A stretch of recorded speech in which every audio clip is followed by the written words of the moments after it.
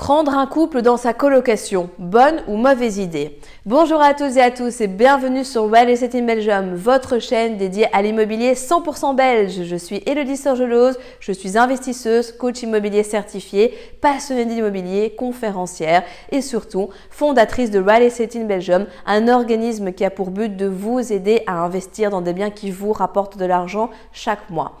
Aujourd'hui, dans cette nouvelle vidéo, nous allons voir si c'est une bonne ou au contraire une mauvaise idée de prendre un couple dans sa colocation et surtout, quelles en sont les raisons.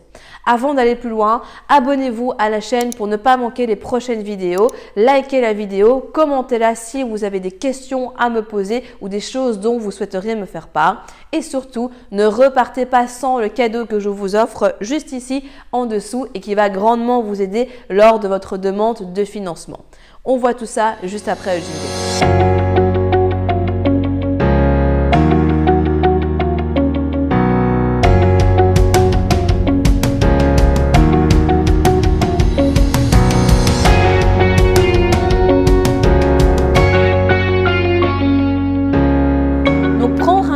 Dans une colocation, à première vue, c'est quelque chose qui peut paraître intéressant, surtout au niveau de l'argent, puisque forcément, au lieu de louer une chambre à une personne, on va la louer au double et donc forcément, on aura une rentrée d'argent qui sera plus importante. C'est le gros point positif de la question. Maintenant, au niveau des aspects négatifs, il y en a et de mon point de vue, j'aimerais vous les partager puisque, à mon sens, il y a plus de points négatifs que de points positifs.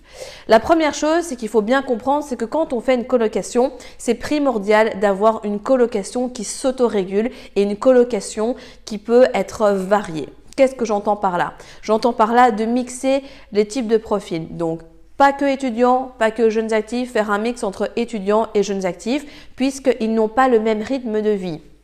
Forcément, si on met un groupe d'étudiants ensemble, pendant les périodes de vacances, ils seront beaucoup plus enclins à faire la fête, etc. Sans vouloir non plus rentrer dans des clichés.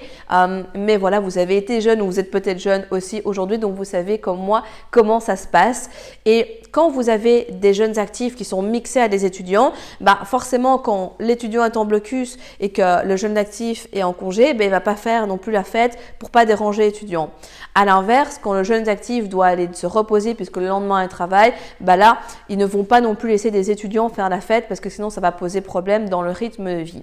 Et donc en fait, on se retrouve dans un système, dans un mécanisme où cette colocation s'autorégule et c'est vraiment grâce à ça que ça permet pour vous d'avoir une colocation pour laquelle vous n'avez pas trop d'appels, vous n'êtes pas embêté et parfois malheureusement, il y a des propriétaires qui doivent intervenir dans des histoires internes aux locataires. Ce premier principe vous permet déjà de ne pas devoir vous emmêler et donc d'avoir une tranquillité d'esprit importante. Ensuite, j'aime bien donc toujours dans cette idée mixer aussi les genres, avoir autant de filles que de garçons, puisque quand on a que des filles avec un garçon ou qu'une fille avec que des garçons, là aussi c'est possible que ça dérègle un petit peu la symbiose de la colocation. Sans compter évidemment au niveau des âges que on va prendre des âges qui sont quand même relativement proches, mais pas exactement dans les mêmes tranches d'âge aussi, de sorte que ça puisse bien mixer. Puisque vraiment, l'idée, c'est qu'en fait, la colocation puisse fonctionner d'elle-même, s'autoréguler comme je le disais, et surtout, que les profils soient complémentaires, mais se ressemblent aussi sur certaines choses, donc à savoir de prendre des gens calmes avec des gens calmes et inversement. Ça, c'est le premier point à comprendre. Et justement, quand on vient intégrer un couple dans une colocation qui s'autorégule, en fait, ça dérègle totalement l'organisation. Pourquoi? Simplement parce que vous le savez, quand on est seul, il y a des choses parfois qu'on ne se permet pas. Et étrangement, quand on est avec quelqu'un d'autre, on ose beaucoup plus. Dans la colocation, c'est exactement pareil, puisqu'un couple, déjà, ils vont être à deux et ils vont se sentir déjà plus puissants. Ils auront plus de parts, entre guillemets, dans la colocation et donc, ils vont potentiellement plus s'approprier les lieux. Ils vont plus s'approprier le salon, plus s'approprier les communs au niveau de la salle à manger, de la cuisine, des sanitaires, etc. Et malheureusement, ce qui arrive dans certains cas, c'est que les couples se sentent vraiment un petit peu trop chez eux et ça écrase en fait le bien-être des locataires. Si vos locataires ne se sentent pas bien, qu'est-ce qui se passe? Ils veulent quitter la colocation et vous risquez de vous retrouver avec un taux de turnover relativement élevé de la potentielle vacances locatives, etc. Et donc, en fait, votre objectif de base, donc c'est-à-dire de prendre 2 personnes pour avoir plus d'argent au départ, en fait, ne tient plus du tout la route sur le long terme, même si ça se passe mal, puisque avec le couple que vous allez intégrer dans votre colocation, vous risquez au final non pas de gagner plus d'argent, mais d'en perdre. Alors bien évidemment, je ne dis pas que ça va se passer comme ça pour tout le monde. Peut-être que vous avez déjà loué un couple et que ça s'est passé ou que ça continue à se passer très bien et c'est tout ce que je vous souhaite. Mais l'expérience m'a montré que, ainsi que différents retours d'expérience justement de personnes que j'ai dans mon entourage, que prendre un couple n'était pas spécialement favorable pour vous permettre de passer toujours au niveau supérieur dans vos investissements immobiliers.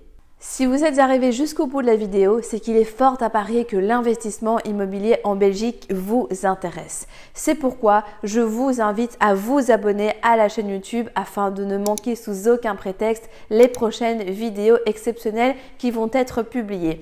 Mais également, surtout, ne repartez pas sans votre cadeau offert.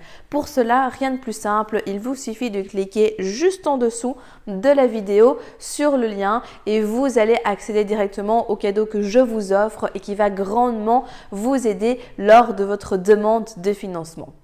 En attendant, je vous dis à très vite, prenez soin de vous et on se retrouve très prochainement pour de nouvelles aventures.